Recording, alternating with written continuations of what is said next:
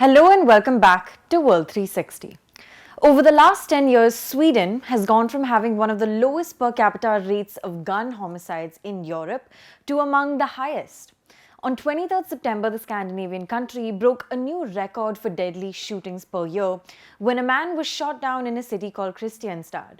The number of shootings in Sweden this year currently stands at 48, but according to Sweden's police chief Anders Thornberg, this number could go up to 60 by the end of this year. Now, if this happens, it will give credence to those who now describe Sweden as the gun capital of Europe. Between 2000 and 2003, Sweden was 18th out of the 22 countries for deadly shootings per capita. But according to a 2021 report by Swedish National Council for Crime Prevention, or the BRA, gun crime across the country has been increasing at a faster rate than anywhere else in Europe. The rate in Sweden is 4 deaths per million people per year, while the average for Europe is 1.6 deaths per million as per data from last year. The gun violence we see today has spread beyond Sweden's 3 major cities, Stockholm, Gothenburg and Malmö, and into other towns and interior residential areas. And these shootings aren't taking place only in troubled neighborhoods, but in public spaces like playgrounds and malls too. In August this year, a mother and her child were injured during a shooting at a playground in central Sweden. And the same month, a shooting took place in one of Sweden's largest shopping malls, Emporia, in the southern city of Malmö, which killed one.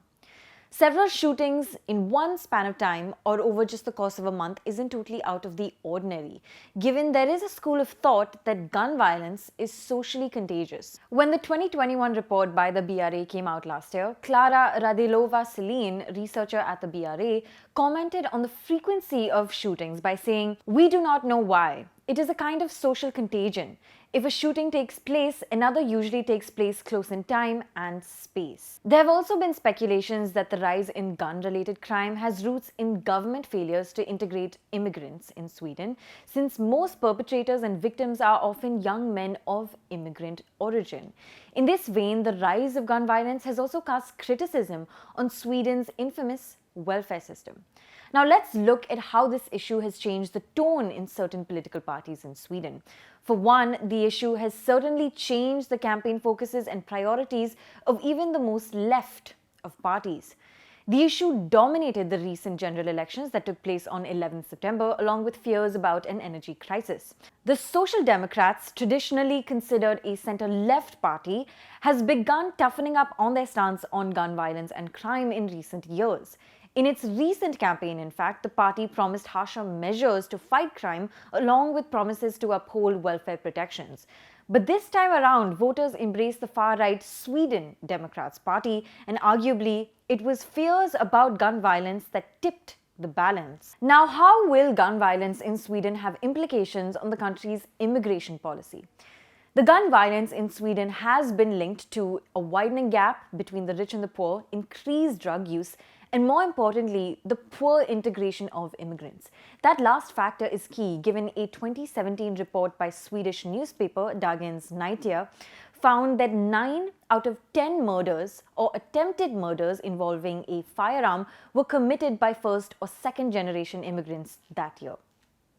Most of the perpetrators and the victims of such violence have been found to be of immigrant origin.